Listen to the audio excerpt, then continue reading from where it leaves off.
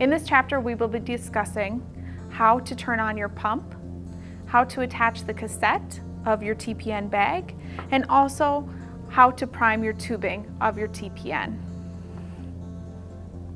The supplies that you will need for this is your warmed up, pre-mixed TPN, your CAD Solus pump, and your package of AA batteries.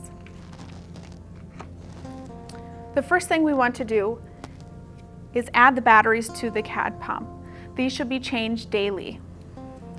To do this, you can use your fingers, a coin, or the CAD key to turn the knob on the battery compartment, which is at the top of your pump, counterclockwise.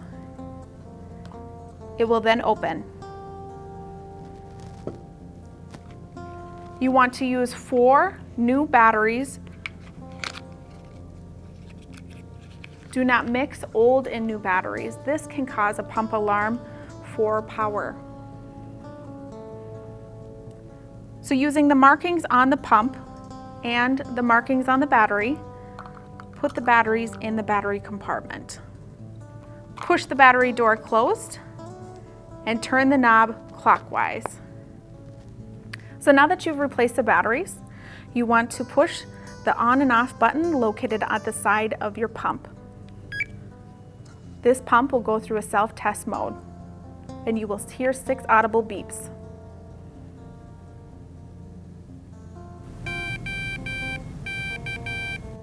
Once you hear those beeps, that means that the pump has successfully turned on. If the pump has not successfully turned on, you would hear an alarm at this time. You also want to make sure that you do not attach the cassette prior to the self-test startup. Now that the pump has successfully turned on, you want to open the latch located on the side of your pump. Now we can attach the cassette. Put the pegs into the hinge pins.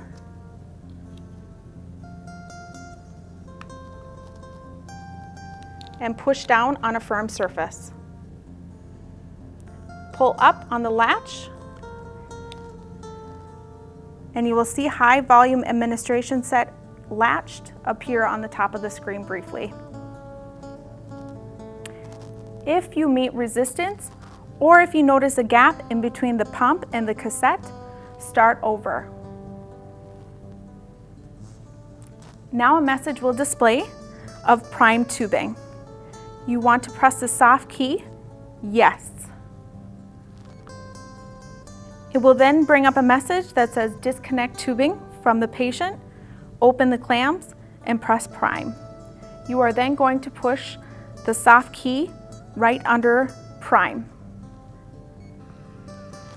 This pump will automatically prime your tubing with 20 mils of fluid. This should be enough to get to the tip of the end of your tubing. You also want to ensure during this process that the filter attached to your tubing is in an up and down motion.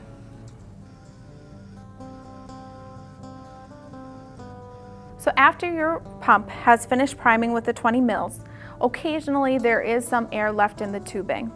If you notice any air, you want to continue priming, you would press yes. This will automatically prime with another 20 mils. So after you've noticed that the air is removed from the tubing, you're going to press stop priming. It will then give you that message again to say continue priming. At the point where there is no longer air in the tubing, you are going to press the soft key under no. It will then display, do you want to start the pump? Once again, you are going to push no. This is because we want you to always double check your settings on your pump with the label of your TPN bag. To do this, go to your task, the soft key under your task. Scroll down until you highlight View Delivery Settings. Push Select in the middle of your keypad. You now want to verify that all of the settings on your pump match your TPN bag. Scroll through the settings, verifying that these are correct.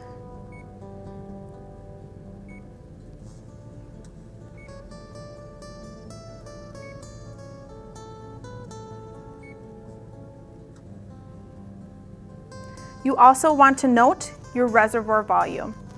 If your reservoir volume does not match your bag, we will discuss how to manually reset your reservoir volume in Chapter 8. If everything looks correct on your pump and your label, press the back button until you reach the home screen. Remember, this is very important to do prior to starting your pump to ensure that you are getting the correct amount of medication. It is also good to note, when you are in the task,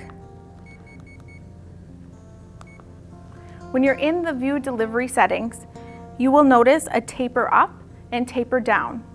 If these are at 0, that means that your medication will be administered at a steady, continuous rate.